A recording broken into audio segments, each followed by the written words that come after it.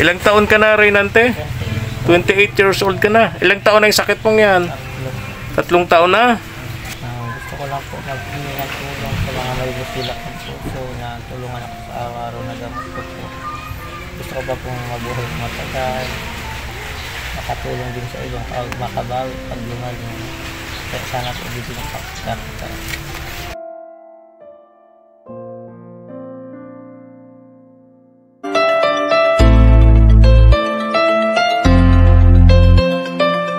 KSP, kabarangay sa pagtulong, katuwang sa paglinap sa mga taong naghihirap, pina at samahan sa pagbibigay saya. Sa araw ng Pasko, tuloy-tuloy lang ang saya, tuloy lang ang serbisyo, mga kabarangay. KSP TV, magsisilbing karamay. Daramanan natin ang lamig ng hangin, mga tala sa langit ay magniningning. Pasko ay salubungin, ipagdiwang natin. KSP TV, kasama natin. Tayo na magkaisa, nakahanda na Noche Buena, damit at laruan, hihahatid sining tahanan. Ang diwa ng Pasko ay madarama mo dito, kasama mga tao na subok sa pagserbisyo. Tuloy-tuloy pa rin ang mabuting alikay, na kahit hindi Pasko, ganun pa rin ang layunin. Mga pabahay sa walang... Hi, good morning. Isang maulang umaga po mga ka-KSP, katuwang sa pagligap. Nakakapote kami ngayon ni Madam Reyna. Balot na balot kami ng kapote kasi malakas po ang ulan. Handang-handa po kami ngayon ni Madam Reyna. Balot na balot kami ng kapote. Ayan, thank you so much po sa nagbigay po sa amin ng kapote. Diba, Madam Reyna? Okay. Hindi na po ako lagi magkakasama. Ano? Hindi na po ako lagi magkakasama. Oo nga. Ito si Madam Reyna, pag nagsama sa akin, pagka umaga hindi makasama kasi may trangkaso, nilalagnat. Dahil lagi po siyang nababasa ng ulan. Pero ngayon, ito, balot na po kami ng kapote, oh. Ayan, thank you so much po doon sa nagbigay po sa amin. Ayaw na magpakilala. Thank you. Mega love shoutout po sa inyong lahat. Ang pupuntahan natin ngayon, Madam Reyna, yung isang dating leader ng kabataan sa isang barangay. Actually, matagal na rin itong nagme-message sa akin, humihingi ng tulong eh. Payat na siya, grabe, no? And di ko lang alam, pero tingin ko parang bone cancer yung sakit nito.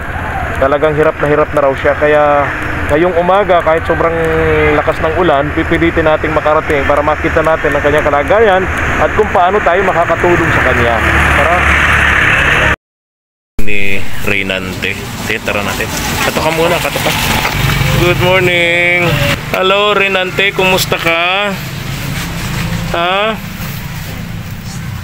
Kumusta? Bili kami ni Madam Reyna ng biscuits. At yun lang daw yung kinakain niya, prutas at biscuits, no? Okay. May biscuit kami dala. May dala kaming biscuit, oh. Isang lata to para di ka nagugutom, ha? Para nagugutom para Ilang taon ka na, Reynante? 28 years old ka na. Ilang taon na yung sakit mong yan? 3 taon na? Ayun. Dati kang ano dito? SK? Leader ng kabataan. Paano nagsimula yung sakit mong yan? Ha? Uric acid. Oh, parang arthritis gout, parang ganun. 600 pa ako dati. Ha? 600 yung uric. Oh, ang taas. Ano mo kinakain mo? Bakit tumaas yung uric mo? Ha? Street foods. Oh, Madam Reyna. Madam Reyna, street food. Oh, kaya ingat-ingat din sa mga pagkain ng gano'n, no? Hindi na rin po ako nakain ng gano'n. Ha? Dati po siguro. Kaya nga. Kasi. Kaya nga. Masarap kasi yan. Oo nga. Mga friend, Oo. diba? Ayan, kasi mura pa yan. Correct. Sabi mo sa message mo sa akin, hirap ka nang tumayo, tama? Hindi ka na nakakatayo? Kahit pag-upo? Hindi na rin? Pag binubuhat lang daw po. Pag Kaso binubuhat ka. Mahirap pa rin siya. Hirapan ka pa rin. Alas, pag mo nababaloktot ng gano'n. Ha? Hirap yung baloktot ng gano'n. Hindi mo nababaluktot. Pag nakabangan ako ng konti, buhat ka agad. Nakapagpa-doktor ka na niyan? Ang dami na nga pong paloktot. Oo. So, anong findings nila? Osteoarthritis daw po sa buong. Osteoarthritis. So, hindi naman yan bone cancer. Hindi pa po. Ang sabi po, kailangan ko na pong patingin sa specialist. Ha? Kailangan mo ng espesyalista. Sa rheumatologist daw. Oh, Kaso wala pong doktor na hindi.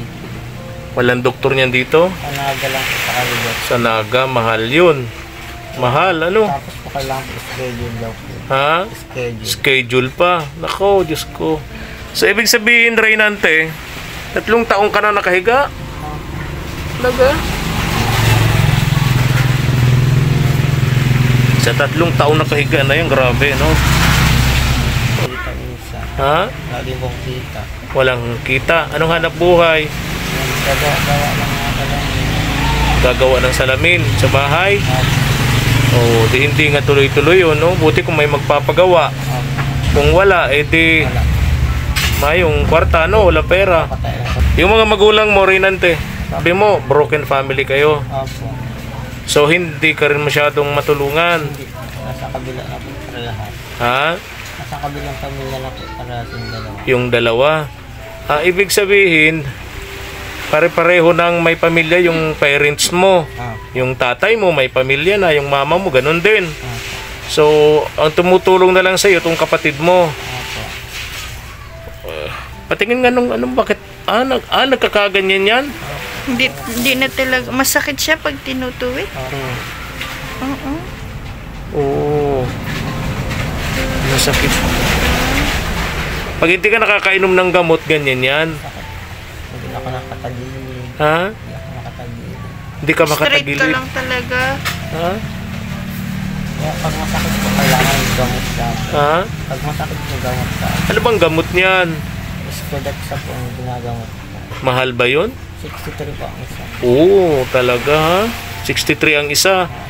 Ilang beses ka umiinom ng ganon?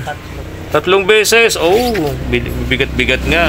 Damray na, no? 200 per day. Oo, 200, mahigit 200 per day, no? Sobra po ang sakit din na naapat po. Ha? Pag sobra-sobra po yung sakit din sa naapat. Nako, Diyos ko. Oo. Sa isang mahirap na tulad natin, yung magtiteka ng gamot na halos 200 daily, more than 200. Ang mabigat yun, di ba? Pagkain pa. Anong mga kinakain mo? Maraming bawal sa'yo? Anong mga bawal? Laman ko Okay. mga laman dahanan, Talagang bawal na. mga luto. So, anong mga kinakain mo ngayon? Sa nakaiwan po pag yung mga tindag-tindag lang, mga sabaw-sabaw. Ayun, sabaw, kanin, sabaw-sabaw.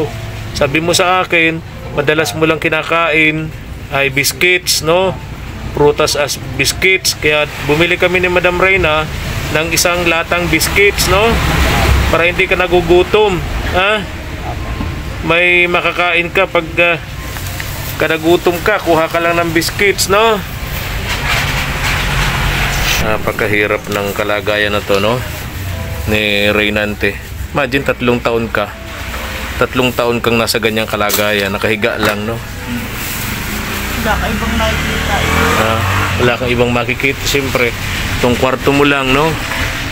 Yan, mainit pati yung kwarto niya, sobrang init nito, puro yero. Yero ang dingding, yero ang bubong, no? Sa tabi pa siya ng kalsada. Tabi pa ng kalsada. Diba? Ano pag summer dito? Sobrang init. Ha? Sobrang init ko. Sobrang init, no? Buti nga ngayon, tag-ulan. Malamig, oo. Inaatake ka rin pag malaki. Yun ang problema niyan. Maatake lalo yan, masakit lalo yan kapag ka taglamig, ano? Madali ba nga katulog sa sakit? Ha? Paglabi. Hindi ka nakakatulog? Kaya mga talaga ako din ako nakabawi. Yung mga daliri niya natiko pag hindi nakakapag-inom ng gamot, no? Normal ba yan pagka hindi nakakainom ng gamot? Natitiko? Ganyan na po siya, hindi na mababalik. Ganyan na yan? Hindi na naibabalik? Pag ano sa akin, baka ito naman yung iba. Kaya minsan ginaganyan tayo na pinag-agapan. Kailangan sa kanya laging may naghihilot. Correct. Pera. Gusto kang sabihin, Reynante? Gusto ko lang po maghingi ng tulong sa mga may busilak ng puso na tulungan ako sa araw-araw na gamot ko po. Gusto ko pa pong mabuhay ng matagal, makatulong din sa ibang pag makabawi, pag gumaling. Kaya sana po dito ng kapita. Salamat po. Salamat po Kuya Optro. Binibita namin. Salamat po. Salamat. Nabigyan niyo po yung sa ito na mabisita namin o nabigyan sa kahit sa paang. Salamat. Bahay na tinutuluyan ni Reynante, dagat na, ayun oh. Kaya kapag yan oh, delikado rin sa kanya. Yun, dagat na. Tumataas yan dito sa kwarto ni Reynante.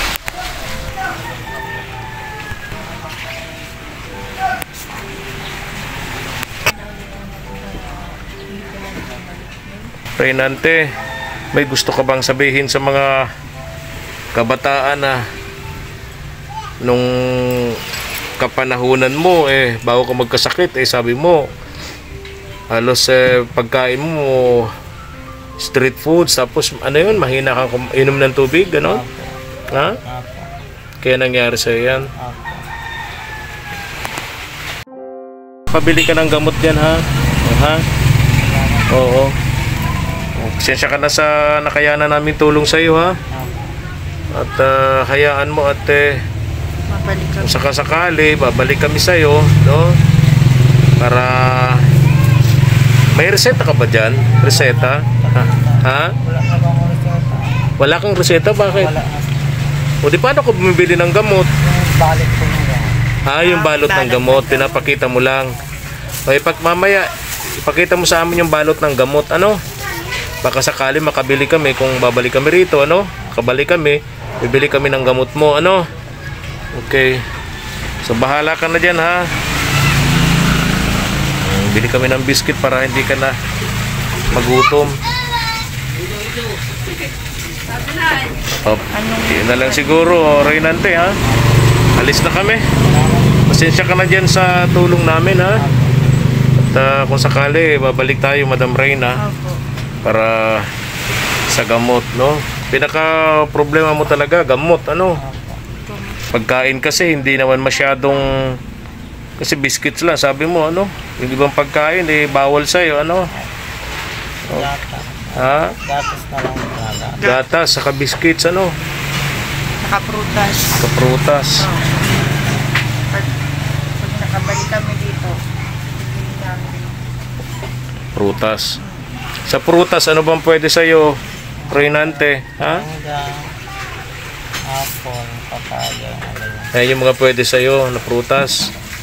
Kasi yung mga sakit na ganyan, kahit prutas, may pinipili lang din. Yung mga bawal din na prutas dyan, no? Okay. Maraming salamat po Kuya Efra at Reyna sa pagpunta dito, pagbisita. Thank you po. God bless. Itong lugar nito ay tabing kalsada. Harap ng bahay, kalsada, sa likod dagat. Yan, bundok.